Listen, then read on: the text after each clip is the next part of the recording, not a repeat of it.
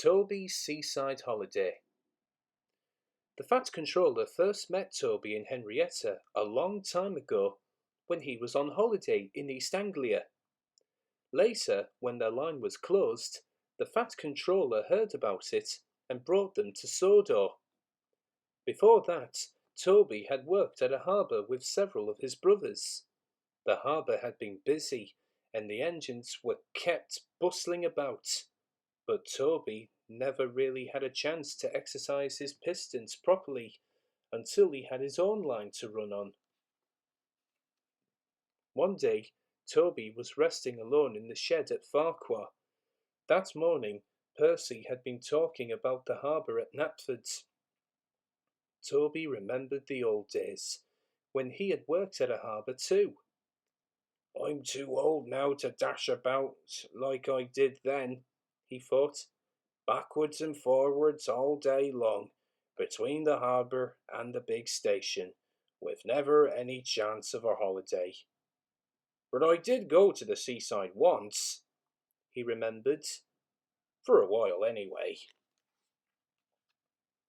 His driver and fireman had been so excited when they came to work one day. "We've been promised a trip to the seaside," they said. "What do you mean?" asked Toby. "There's a seaside village near here," explained the driver, "where they have a festival each year. Lots of people come to it, and one of the organisers thinks it would be a good idea to have a display of engines at the station as an extra attraction. And you, Toby, are to be one of them." Toby went to the shed at the big station. He was given new paint, a new bell, and his brass work was polished until his driver could see himself in it. "You haven't looked so smart for years," he said. "I nearly didn't recognise you." They set out for the junction where the branch line to the village began. As they arrived, a train came in from the branch. The engine was younger than Toby, but he was dirty. His rods clanked and steam leaked from everywhere. The poor engine," said Toby.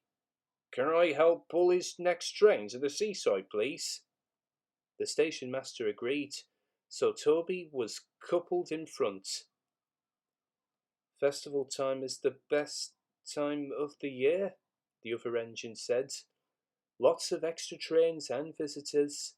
I expect you'll be able to stand on the long carriage siding." They soon reached the seaside station, where the station master came out to meet them. He was surprised to see Toby. He stared, frowned, and went away shaking his head. Next day, Toby was excited. He woke early and saw the sea sparkling in the distance.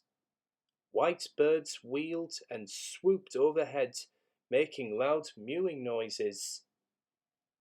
"I wonder what they are," thought Toby.